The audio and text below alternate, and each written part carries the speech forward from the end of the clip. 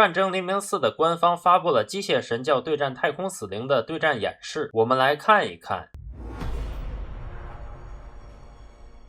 Next up is the Adeptus Mechanicus versus Necrons, two highly advanced factions with radically different battlefield philosophies. This matchup leads heavily into map control and technology. The Adeptus Mechanicus excel at fortifying positions, building powerful bases, and churning out armored firepower, while the Necrons are relentless, durable, and capable of turning slow pressure into overwhelming force. Okay, welcome back to a new multiplayer match of Dawn of War 4. This time I'm playing the AdMech. And I am playing the Necrons. And AdMech, very different from Space Marines that I played before. Have a lot more units, much quicker. So, you know, I can expand a little bit more aggressive.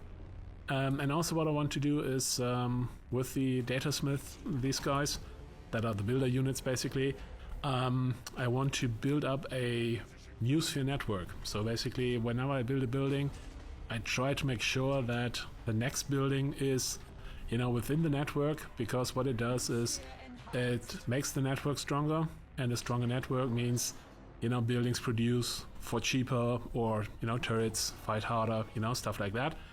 And so, yeah, one of the big things I want to do is build this Newsphere network. Indeed, indeed. And as for the Necrons, my primary objective, what I want to do is I want to spread the power matrix, which is this funky looking effect that you can see on the terrain here. It is spread, as you can see, by every or almost every Necron structure. So Necrons don't need power or requisition or all those other things that the vermin species require in order to host their armies. We have only one resource, and it's called Dominion, which is earned by spreading this power matrix. The further out we spread it, the more we earn of it.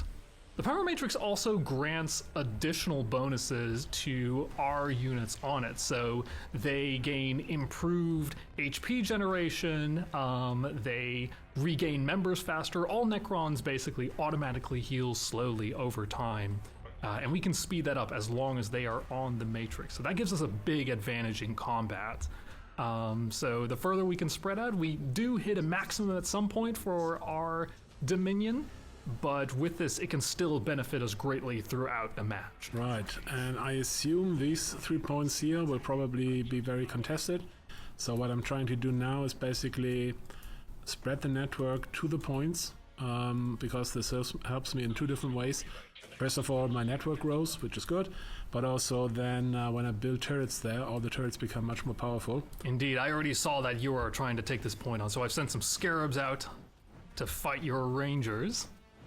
Yeah, Scarabs very annoying. They are pretty fast, can fly, and not super easy to kill, and so they are the best like harassment unit in the game, I would say. And of course, as always, you know, he managed to get the Necrons into melee combat with my range units, and my rangers are much stronger than Scarabs in range, of course, but if he managed to basically bind me into melee, you know, then I struggle because I can't use my best weapons. One thing you may have noticed is that the Necron units are generally quite powerful, but not particularly mobile. And the main way that they get around this is through teleportation or translocation technology. The main way that they do that is through the use of canoptic spiders that they can build through the canoptic foundry, which creates tomb pylons. These can be placed anywhere on the map, and as soon as they are placed, you can put units in the reserve, placing them into the tomb citadel, and then deploy them from that reserve to any tomb pylon on the map. Right, and as you can see here, my Newsphere network is growing and growing, unlocking all sorts of research, because, you know, AdMech have a lot of stuff they can optimize and unlock, you know, and this means that all my Skitarii units, for example, now have better weapons, and they can get more models into the unit and stuff like that. So, you know, this is important to keep in mind, basically, to make sure all your units have the best stuff available. Okay, so I've managed to teleport a whole bunch of warriors relatively close to the front line, so we're going to make use of that as soon as we've got this Convergence of Dominion set up, essentially, which is a relatively cheap structure that allows us to quickly spread the power matrix. Doesn't have a lot of other functionality, but that is its core functionality, and that will help us with this coming fight, as you can see here. Right, and I let my commander, SecX23, I order him to lead these units, and then I can give him a couple of nice upgrades that basically make him and the unit a lot stronger. Alright, so I anticipate that this fight is going to be a little bit tougher, so I'm going to go ahead and build some resurrection galleries in order to support any fallen units. When you lose units, you can have those be selected within a resurrection gallery, which restores that unit over time when it falls in battle, completely for free. So building plenty of resurrection galleries will really help to bolster your forces if you're losing a battle. Losing more of the selected units while one is already being resurrected speeds up that resurrection, so that really gives you that effect of a non-stop oncoming tidal wave of whatever units you want to choose to resurrect. But you have to choose wisely. You can only pick one at a time. So there we go. And we've got one right here, right now. So we're going to go ahead and set this other resurrection gallery for warriors as well. And we're going to start churning these out. My user network is now at level 8, which is already really good, which means that I can now produce units a lot cheaper. And also turrets and so on are more powerful. So I can now really build a lot of units for relatively little resources. Okay, and while you're putting that all together and you're fighting, I'm just going to build more resurrection galleries. Try and keep those warriors coming out. I put all my units on auto-reinforce, which means that all the units are being, healed automatically. But it's also, a really big drain on my resources. And we're going to go ahead and do something a little bit sneaky, and hopefully we can catch Jan off guard if we do so. It's actually not easy for him to do something sneaky and surprising, because what you can see here, these greenish blobs, they are the auger vision. So this is basically a way for AdMech players to see into the fog of war. It's a kind of heat map, and you can see where enemy units are on the mini-map and also in-game. And this makes it very hard to surprise attack AdMech units, because you always get this little warning where the enemy might be. That's true, but with this amount of warriors here that I've got going on, I don't think I need too much surprise. There we go. Okay, now a real fight's breaking out. We're throwing out the stratagems here. Alright, and I've thrown a gravity pulse on you to hopefully soften up your army here. It's done quite a lot of damage to my warriors, but fortunately, they are already well on their way to return, so we're actually going to go ahead and put another one down here. So yes, Augur Vision is indeed, for the Adeptus Mechanicus, is very effective for predicting troop movement, but with the ability to teleport, it might give me the upper hand I need, because there is, I believe, like a very slight delay to Augur Vision, like when it gets updated, and so if you start seeing a big blotch of red coming around the corner, then it might already be too late for you. Yeah, that's true. There we go. In the meantime, while we're dealing with this encounter here, we're going to just further expand the power matrix, build a couple more sentry pylons. Well, now I think I may have you pinned here. Now we're coming from both ends. We're going to see how quickly that's going to go down. There we go. Okay, we're going to throw down a solar pulse stratagem. That is Omnox's unique stratagem here, which should reduce the defenses of all enemy units on the field, and will also negate any cover. Of course, Necrons, don't require cover. Why? If you have no fear of death, then why should you ever use something like that? We're just going to march forward, and we're going to try and push forward as far as we can. We're going to see how long, whether Jan can deal with that or not. Let's find out. Yeah, well, I mean, this is definitely now something I want to hold. So I put some auto reinforcements in here, just to make sure I don't lose the most important units. I'm gonna very gently start teching up here and trying to get some more effective units, because I'm starting to see here that you can now out-damage and out-fell my warriors faster than I can regenerate them. So that means I'm going to have to move on to some slightly more effective tactics from here on out. think I retreat. Don't want to lose my commander. This is a lot of Necrons. Yeah. I've this is a pretty strong tactic that I've found that Necrons can work with. But we'll see if it's enough to repel your attacks here. Ooh, there we go. Okay, we're gonna throw a gravity pulse stratagem over here, soften up your forces. Let's get out of the way. I have some resource problems here because, as you can see, I have relatively high upkeep because my army is so big, and also when you control a lot of points, then each additional points you control gives you a little bit less resources. And both of that combined, oh, and I forgot to build generators here. All of that combined meant I did not have as much resources as I wanted to have. But now I have my stratagem back, so that is helpful.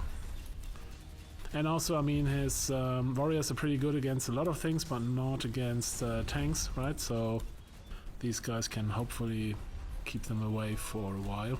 Looks like I was able to repel the brunt of your force, but looks like it's going to take a little bit more. So I'm going to send in some wraiths here, using hyper phasing to get through obstacles and the like, and make sure that I don't get bogged down by melee, so I can just hit your unit straight on. Yeah, my production is running well. Everything is relatively cheap now that my user network is big enough.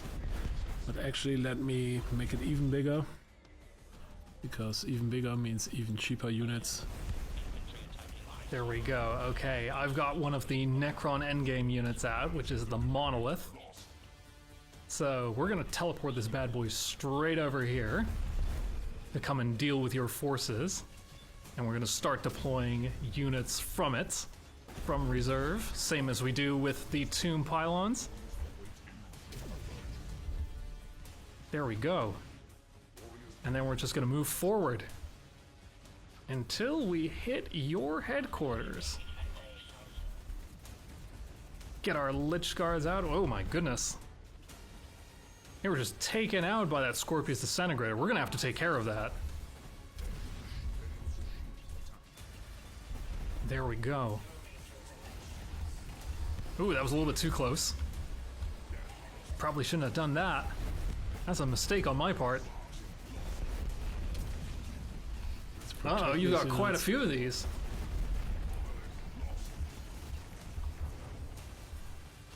Oh no! Yeah, that's the nice thing with the AdMech. The AdMech really strong production capabilities. And so, especially when you come close to my base, you know, then you better bring the goods. Okay, well, I guess if you come for the king, you best not miss. So I'm gonna give that another shot, but not to worry. In the meantime, while you've been dealing with that, I've been restoring my legion of warriors. Yeah, but now actually I come into your territory and looking for convergence of Dominion. So if I destroy enough of those, he will have resource problems on his own. That's very true. The Dominion or the domain that a Necron can set up can be very, very strong, but it is relatively fragile internally. Like, if you don't have enough defenses from the center on, it can be quite vulnerable. Yeah, also let's see what we can deploy here. Maybe some sort of surprise. Uh-oh. Yeah. Ah, no. This is going to be a problem. I don't think so. I think it's going to be fun.